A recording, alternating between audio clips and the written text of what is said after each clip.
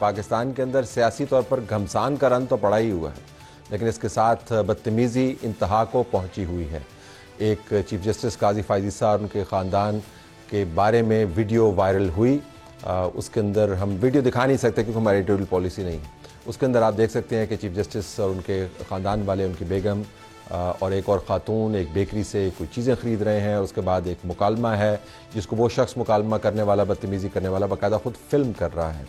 یہ معاملہ کسی ایک واقعے کا نہیں ہے۔ اس کے بعد جس قسم کی اس کے اوپر کمنٹری ہوئی سیاسی جماعتوں کی طرف سے، جس طریقے سے پاکستان تحریک انصاف نے اس کو مکمل طور پر اون کرنا شروع کیا اور اپنے ورکرز کو اس جگہ پر بھیج کر اپنے جھنڈوں سمیت ویڈیوز بنا کے وائرل کرنی شروع کی، اور پھر عمران خان نے آج صحافیوں سے بات کرتے ہوئے یہ انڈیکیٹ کیا کہ یہ بالکل ٹھیک ہوا۔ اس سے آپ کو پتہ چلتا ہے کہ ہم کس درجے پر آپریٹ کر رہے ہیں، لیکن اس درجے کا تجزیہ بھی ہم کریں گے، ساتھ یہ بھی دیکھیں گے کہ دوسرے معاملات کیا ہیں۔ سینئر پیونی جج جسٹس منصور علی شاہ نے جو خط تحریر کیا تھا پریکٹس اینڈ پروسیجر بل میں تبدیلی کے بعد، جو کمیٹی بنی تھی، اس میں شرکت نہ کرتے ہوئے اس کا جواب آج چیف جسٹس قاضی فائز عیسیٰ نے دیا ہے۔ اس جواب کی جو نقل ہے وہ اس وقت آپ کے سامنے ہے۔ تو بنیادی طور پر انہوں نے بتایا کہ کیوں کمیٹی کے اندر سے منیب اختر صاحب جو جسٹس ہیں ان کو نہیں رکھا گیا، پوری انہوں نے تفصیل بیان کی اور اصرار یہ کیا کہ میں یہ تمام باتیں صرف اس وجہ سے ریکارڈ پر لانا چاہتا ہوں کیونکہ آپ نے یہ نکات اٹھائے ہیں۔ اگرچہ قانوناً آپ یہ سوال نہیں پوچھ سکتے، لیکن پھر بھی چونکہ آپ نے ریکارڈ پر یہ معاملات لے کے آئے ہیں تو اس کا جواب دے رہا ہوں۔ یہ بھی ایک اہم معاملہ ہے۔ ساتھ ہی پاکستان تحریک انصاف اب ہفتے کے روز پنڈی میں اپنا احتجاج مؤخر کر دیا ہے اس نے، اور کل وہ سپریم کورٹ کے سامنے اپنا احتجاج کریں گے، اور اس کے بعد کے جو پروگرامز ہیں اس کے اوپر رائے بٹی ہوئی ہے، تو اس کو بھی ہم زیر بحث لائیں گے۔ پروگرام کے پہلے حصے میں ہمارے پاس بیرسٹر ظفر اللہ خان صاحب موجود ہیں جو قانون دان ہے، مسلم لیگ نواز سے ان کا تعلق ہے، ہمارے ساتھ اکثر پروگرام میں شرکت کرتے ہیں، رہنمائی بھی کرتے ہیں۔ آپ کا بہت شکریہ جی، آپ نے ہمیں جوائن کیا۔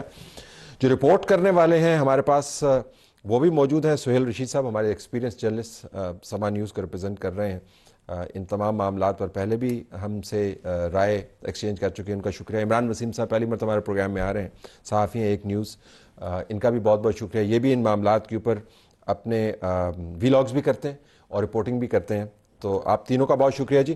تو پہلے ذرا میں آپ کی رائے پوچھ لوں کہ ایک تو ویڈیو کے اوپر جو کمنٹری ہوئی ہے اور جو اونرشپ ہے، میرا خیال یہ تھا کہ شاید اس کو کنڈیم کیا جائے کیونکہ یہ کسی ایک شخص کی بات تو ہے نہیں، یہ تو عہدے کی بات ہے، لیکن مکمل طور پر پاکستان تحریک انصاف نے اس کو اون کیا۔ Your take.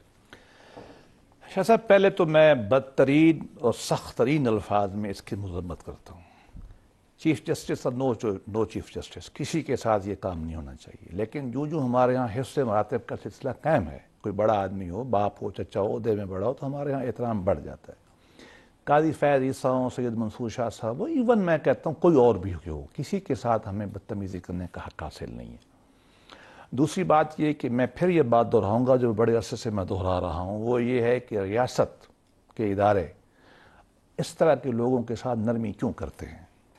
کیا جو ایک کلچر بنا دیا گیا ہے کہ انتہائی درجے کی کمینگی اور فاشزم کے فاشسٹ جو ٹیکٹکس ہیں، ہم 2012 سے میں مطالبہ کر رہا ہوں کہ یہ فاشسٹ ٹینڈنسیز کو ہمیں روکا جائے۔ یہ کیا طریقہ ہے؟ یہ بدماشی ہے۔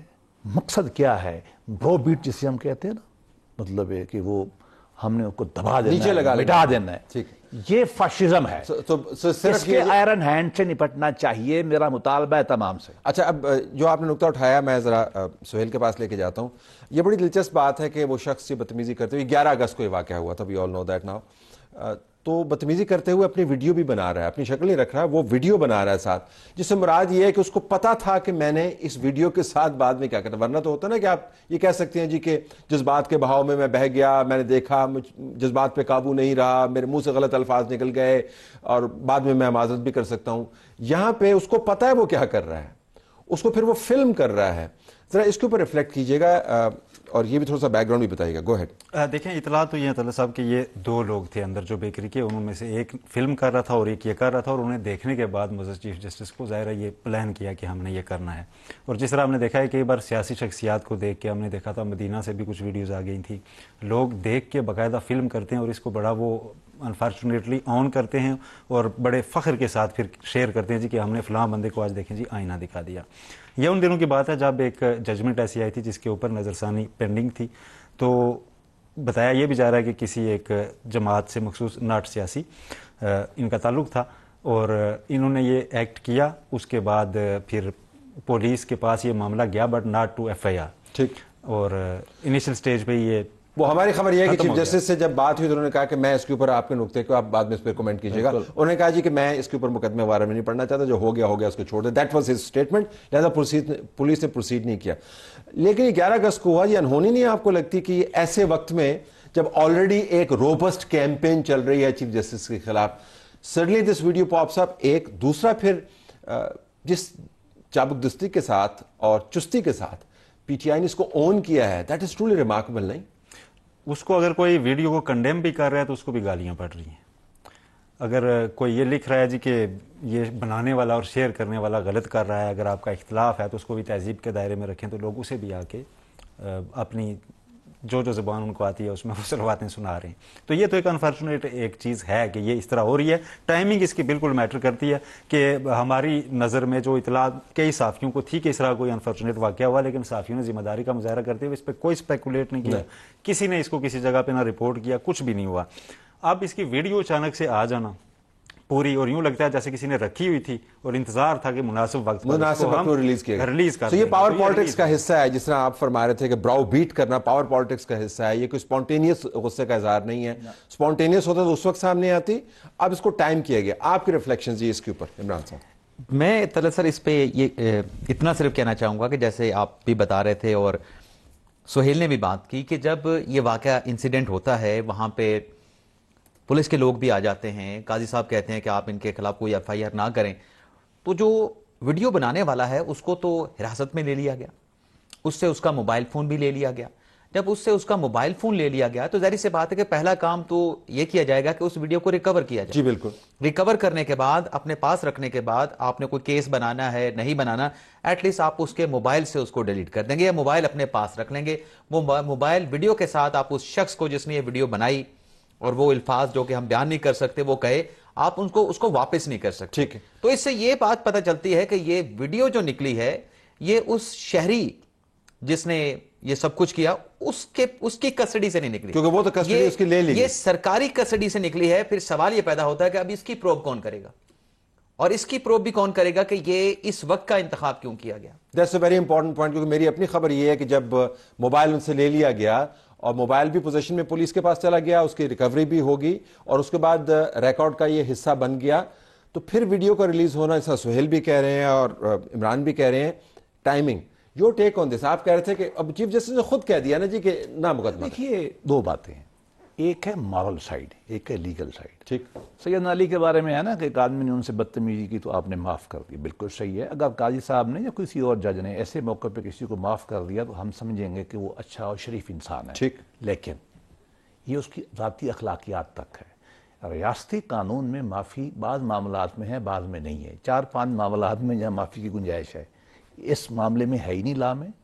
تو میں آج بھی کہوں گا, اور خاص طور پہ چلو انہوں نے اس لیے کہا ہوگا کہ شریف آدمی ہیں, چیف جسٹس ہیں, کیا معاملہ بنے, چلو کسی نے کر دیا. لیکن اگر شعوری طور پر میلا فائڈی طریقے سے اب اس کو پھیلایا جا رہا ہے اور اون کیا جا رہا ہے, اب وہ حالات بدل گئے.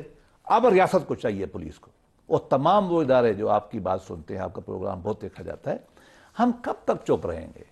ہمارے ایک ایک آدمی کی یہ بےزتی کرتے ہیں, کبھی پولیٹیکل لیڈروں کی بےزتی کرتے ہیں, کبھی مذہبی کی بےزتی کرتے ہیں, کبھی صحافی خواتین کی بےزتی کرتے ہیں, کبھی قتل کی دھمکیاں دیتے ہیں.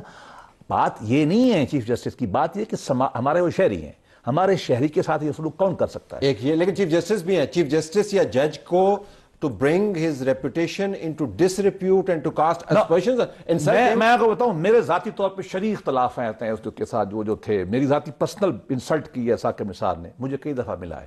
ہم دور سے سلام کرتے ہیں, بدتمیزی نہیں کرتے. کیوں؟ ہمیں ماں باپ نے سکھایا ہی نہیں ہے.